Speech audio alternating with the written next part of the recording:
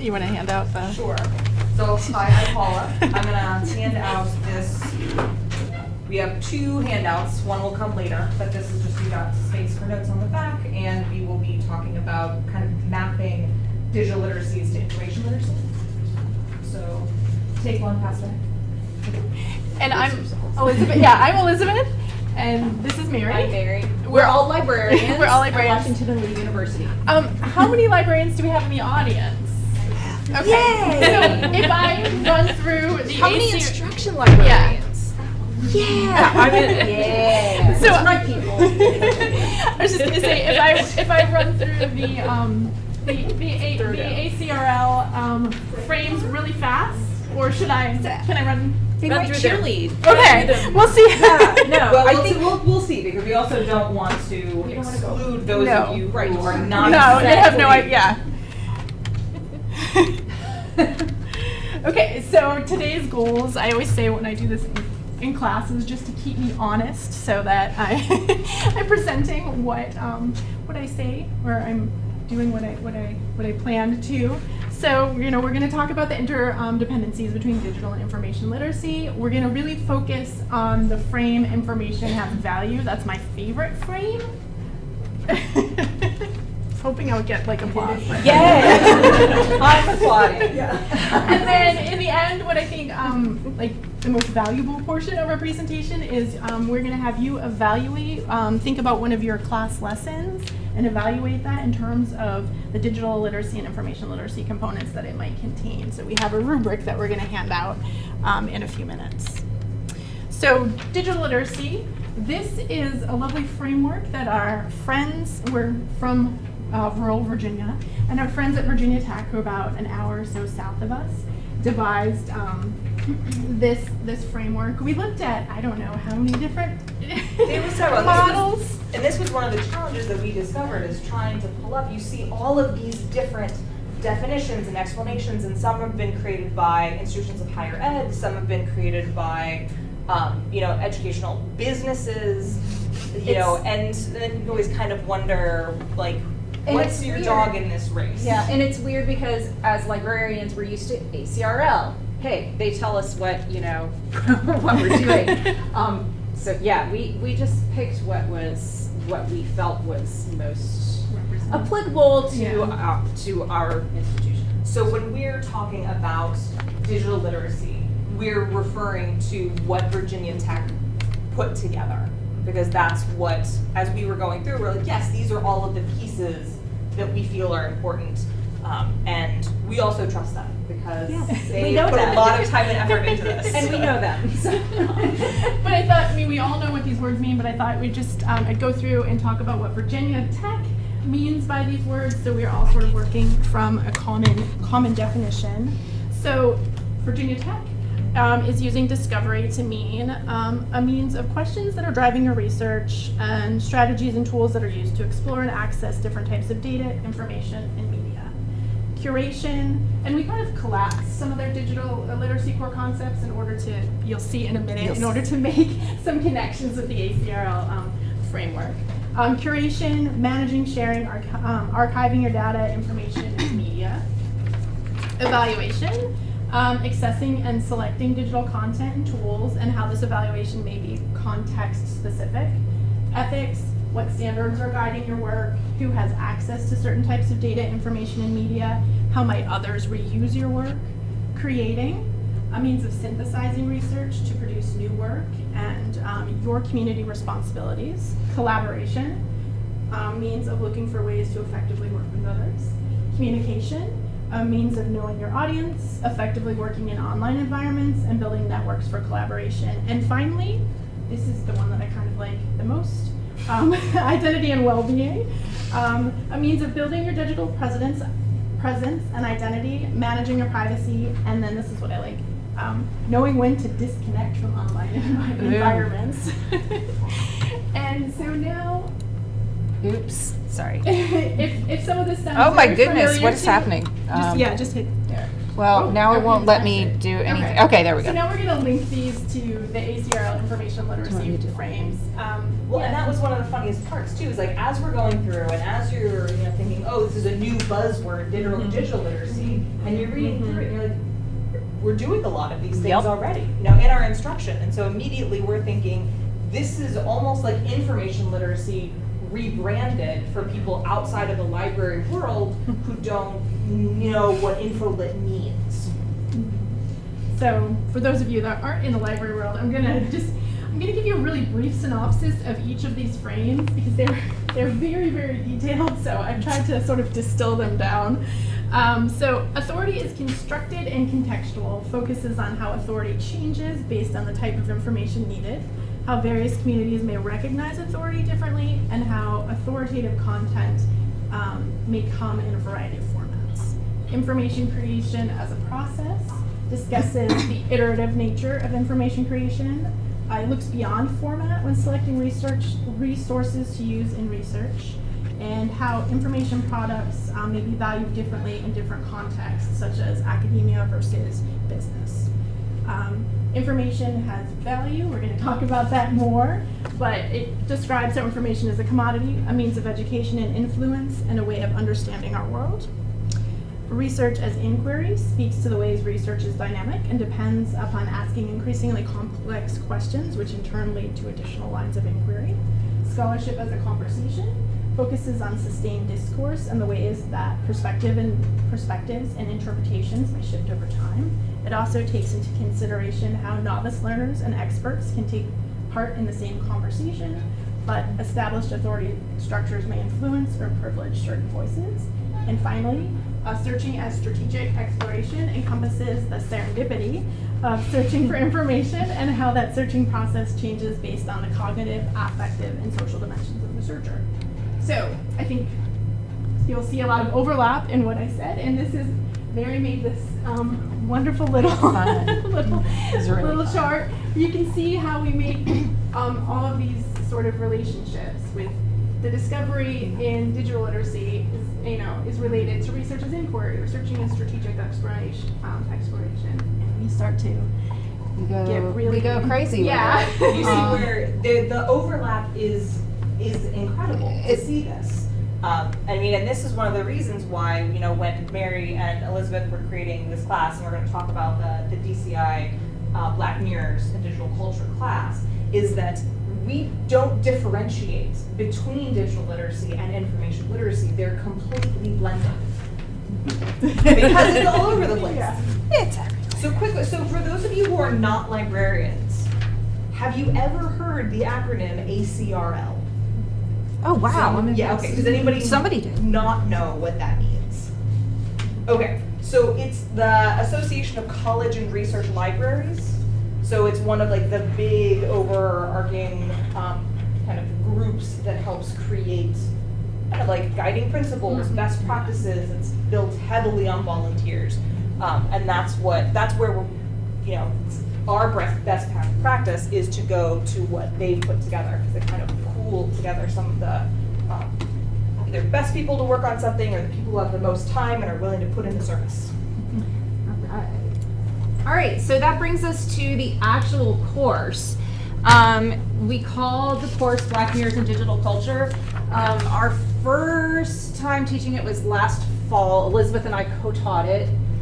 It was in such high demand, crazy wait list, that we decided to teach it in winter term, and then so many people registered and so many people were waitlisted that we had two sections. So Elizabeth and Paula co-taught it, and then I taught it by myself, and it wasn't as much fun. So we're not doing that. I'm not teaching it by myself yet. Benefits of co-teaching. It is, yeah. So a little bit about our students and about the class. So Washington and Lee University is a small liberal arts college in rural Virginia. We have about 1,800 residential undergraduates, and these are all traditional age students. We only went co-ed 30 years ago. 86? Yeah. 86? These are students from a high socioeconomic background. This becomes important later. Mostly white, mostly Southern. Many are from went to high school at private schools or boarding schools. It's amazing how many students we have that came from boarding schools. And 70% plus are in a Greek organization. These are, this does actually come into play a little bit when we talk about these things. So go to the next slide. Who here has seen Black Mirror? Okay, good. Like, what are you talking about? Yeah, we did put an S on the end of Black Mirror because we did not want to be sued. So, if you're wondering. So it's a discussion-based first-year seminar. It counts towards our general education requirements, which is a huge bonus. And thunder. So I think also the title of the class is gets a lot of students, and they come, you ask them why they're taking the class, they're like, I love the show. Great, we're gonna watch it. It is taught by faculty librarians. Librarians at Washington and Lee are faculty, so we are actually able to offer 4 credit classes. And we include embedded digital and information literacy concepts through our assignments, through readings, and then we try to talk about these themes in the context of the show Black Mirror, as well as current event type stuff. So for those of you who are not familiar with the show, kind of the premise always is some piece of current technology, and then how far can you take it and it always goes back. It'll be horrible, yeah. Just always goes back. Except for 2 episodes. There's 2 episodes, that San Junipero and Hang the DJ, and I'm trying to get Hang the DJ in our class, but anyway. One of the things that we try to do is get students to think of themselves as digital citizens. So we all know about students being content consumers. They're really good at that. However, they're not so good at understanding copyright. That is a huge issue these days. And it's really a threshold concept for them. So we do try to sprinkle that throughout the course. The next big one is information privilege. Remember when I said we had very high socioeconomic background, white, private boardings, these are very privileged students.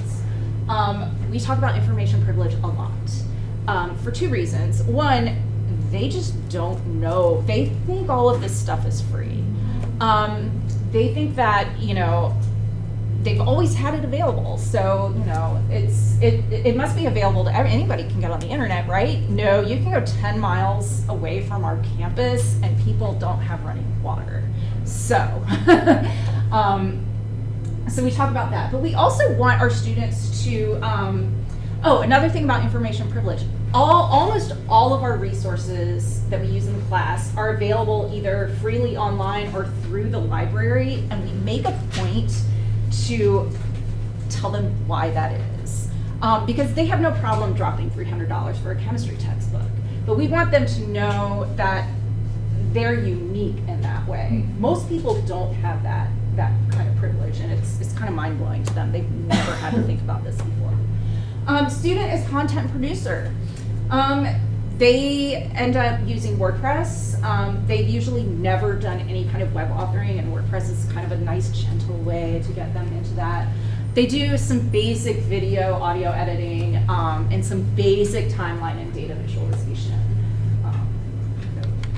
Next one. And our final project is actually a public-facing multimedia narrative. So they tell us, they choose their own topic, so it's something that interests them, like you were talking about. If it interests them, that's good. We do some readings. Our themes are online identity, privacy, democracy, and digital scholarship, or academic web, through the lenses of inclusiveness, information bias, big data, and social networks. Here is our course website, and you can actually get all of the slides and everything on our course, on the course website. There's a whole little tab. All the list of readings, all the assignment Everything, descriptions, yeah. because we try to embed them as content creators into their reflective posts, so they're getting these skills without us telling them explicitly. Like, we tell them explicitly why they're doing these things, but then we want them to actually have practice doing it. And because it's graded, they do it. It's not just, here's a cool thing for you to know how to do, because they won't take the time to do that. Could you flash that slide once more, please, with this URL thing? It's also, it should be on your handout. Yeah. All right. So, I think they've got it here. yeah. Okay, so I'm gonna, because we're librarians, we always need some sort of like active learning component. And one of the things too that we wanted to highlight with that our emphasis of information has value is one of the biggest core things we want students to get at the end of it. It's not just the skills, it's appreciating information, how it's created, how they create it. So I want you to take a look at the back where it has the rubric and think of either a course that you're teaching, an assignment that you do, and think about these 3 elements. Intellectual property. Are you explaining why you need to cite carefully? And that it is contextual depending on where you live, right? There is geographic information that comes into how we treat citations and research. They have no concept of that, right? So if we just say use MLA and assume they know it, that's not helping them understand why it's important. Information privilege, I mean, we try not to harp on it, but we really drive it home, right? And have you talked to your students about the digital divide and digital, like the gap between access to technology? Is this something that they are aware of? Or even to know that if they're very aware of it, that some people aren't and need to be taught. That's another thing, kind of stepping in someone else's shoes. And then that piece of the content creation and sharing, right? Is that something that your assignment or your class does? Right? They don't think of writing a paper as them creating content the way that they might if they wrote a blog post. And who's seeing it? What control do they have? Sometimes when they're 18 to 22, they think they don't have any control. And they do. Whether that's publishing their location, because they, on whatever apps they have, right? They have some control. So take a few minutes and think about either a course or an assignment and go through this rubric. And I'd like to share out a little bit when we have 1 minute left. Okay, so I'm sure you may not be done yet, but that's a very short period of time. So who here scored themselves a 3 in one of the areas? Okay, what area was it and how do you do it in your class? Well, I'm a librarian, so I teach a lot of one-shots, and we have sort of, my co-librarian and I have like a dog and pony show we do for intellectual property, where we talk about copyright, we listen to some music sampling to talk about concepts of fair use, and then we also talk about Creative Commons and what it means for you to share your work as a Creative Commons, and that you yourself hold copyright on the products that you produce in school. And we use the example of, has your professor ever asked you, could I have your paper to show next semester as an example of good work? That's essentially them asking you for your copyright permission. So I feel we do a fairly good job in that regard, when asked, which is not all. Who gave themselves a 1? And how do you think you might be able to improve that? Oh, nobody's gonna admit to that. Oh, come on, I gave a 1 here.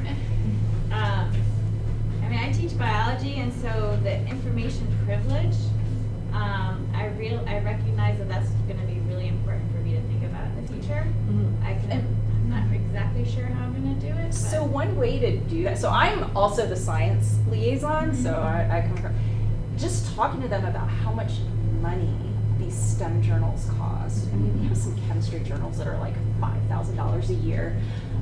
So I talked to them about, you know, how when they're looking for journal articles, and you know, we make it so seamless for them, where they just, you know, they just one search box, and Faculty often also don't always recognize. So telling them like, hey, we spend, what is the number? Over $1 million on subscription. She used to have a 1 point something I've been million told dollars. that was Oh, wrong okay. statistic, so it's just slightly over $1 million. Slightly over $1 million on just information for Subscription. them to use, you know, so that's just a way to say, hey. And you won't necessarily have access to that stuff after you graduated. Well, and I think that also brings up the great point. You should talk to your librarian. Yes. You know, it's the perfect partnership, is bringing these issues up because they impact everything a student will be doing from this point forward, whether they realize it or not. So I think it's important for us to try to embed this in all of our courses. But if you're not sure how to, talk to your librarian. And Perfect way to end. Thank you.